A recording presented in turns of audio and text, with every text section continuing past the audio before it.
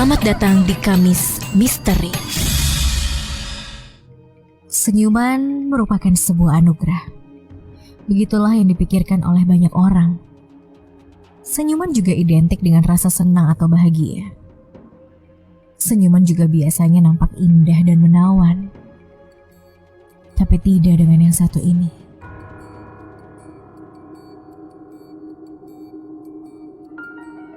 Namaku Bima. Aku seorang karyawan swasta di salah satu pabrik di kota B. Aku bekerja dengan sistem shift dan aku tinggal di kontrakan yang sederhana bersama dua temanku yang lain, yaitu Andre dan Chandra. Mereka juga kerja di tempat yang sama denganku tapi beda jadwal shift. Di kontrakan itu terdapat 3 kamar dengan 2 lantai. 2 kamar di bawah yaitu kamar Andre dan Chandra. Lalu terakhir kamarku yang ada di atas. Di dalam kamarku ini terdapat jendela yang mengarah langsung keluar, sehingga aku bisa melihat depan rumah dan jalanan di depan rumah. Di halaman kontrakan ini ada sebuah pohon mangga besar yang sudah berumur cukup lama. Aku tak tahu mengapa pohon ini tidak pernah ditebang. Padahal sudah tidak berbuah lagi. Cerita ini dimulai sewaktu aku pulang kerja shift siang. Waktu aku pulang si Andre udah tidur sedangkan Chandra masuk malam. Aku pulang dengan perasaan biasa saja. Gak ada perasaan yang aneh waktu itu.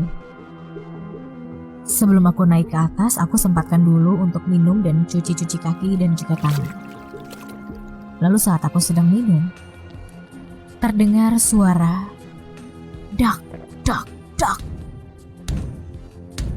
dari atas kamarku. Saat itu aku masih berpikiran positif, mungkin aja kucing lewat genteng rumah, pikirku saat itu. Setelah selesai minum dan bersih-bersih, aku segera bergegas naik dan masuk ke kamar.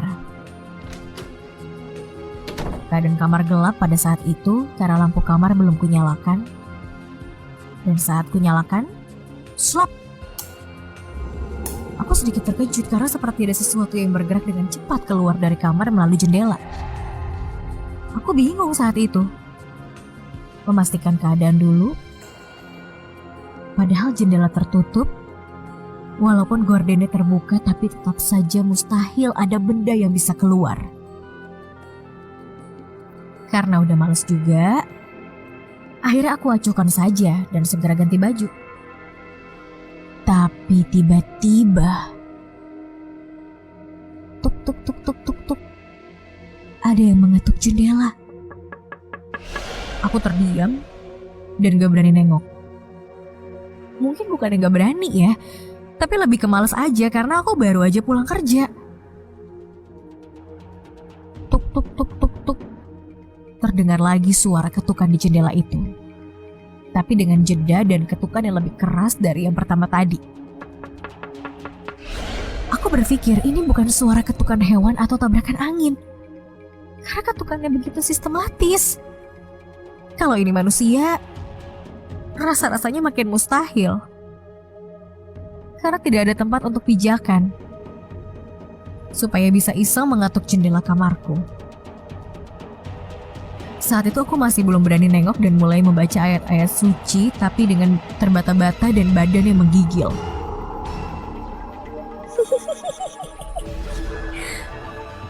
Sekarang terdengar suara tertawa.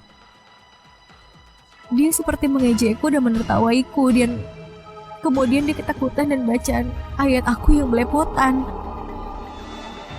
Saat itu tidak ada cara lain selain menghadapinya langsung dan mencoba berani di atas ketakutanku.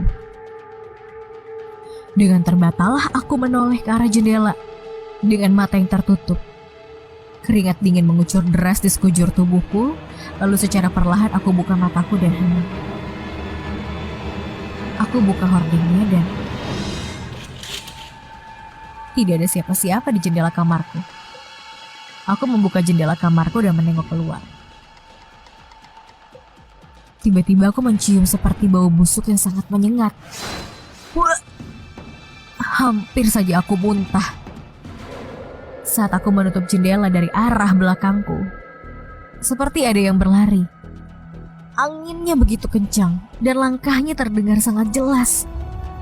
Aku refleks langsung menengok ke belakang. Tidak ada siapapun. Aku jadi semakin merinding. Semakin aku merinding, suara-suara itu semakin menggangguku.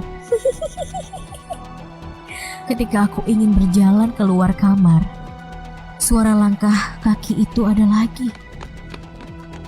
Tapi dari atas langit-langit kamarku, suaranya begitu kencang hingga membuat kepalaku berkunang-kunang. Dalam keadaan pusing, aku segera ke pintu untuk keluar dan minta pertolongan. Tapi pintu kamarku tidak bisa terbuka, seperti ada yang memeganginya dari luar. Dan tiba-tiba, brak!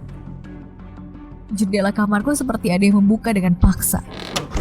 Aku merasakan hembusan angin di belakangku, dan sebuah tangan dingin memegang pundakku yang bergetar karena ketakutan. Aku pun menoleh. Aku terdiam beberapa saat, melihat sosok di depanku. Rambutnya panjang, tubuhnya tidak begitu jelas, dan yang paling jelas dari semuanya adalah senyumannya. Senyumannya simpel tapi mengerikan. Terlihat jelas mulutnya yang lebar, dengan bibir pecah-pecah dan gigi yang hancur berantakan. Mulutku langsung terdiam saat itu, seperti terkunci, sehingga berteriak pun susah rasanya. Aku coba komat-kamit membaca doa sebisanya. Makhluk itu semakin menertawaiku. Ketawanya kencang hingga membuat telingaku pengang. Tak lama makhluk itu meninggalkanku. Secepat kilat keluar jendela. Kulihat gaunnya berwarna merah, seperti api yang sedang terbang. Dan yang ku ingat setelah itu, aku pingsan. Paginya aku dibangunkan oleh Andre. Andre pun nampak bingung kenapa aku tertidur di bawah bukan di kasur. Sedangkan aku masih bingung dengan kejadian tadi malam. Lalu setelah itu aku segera cuci muka dan berharap agar kejadian malam itu tidak terulang lagi.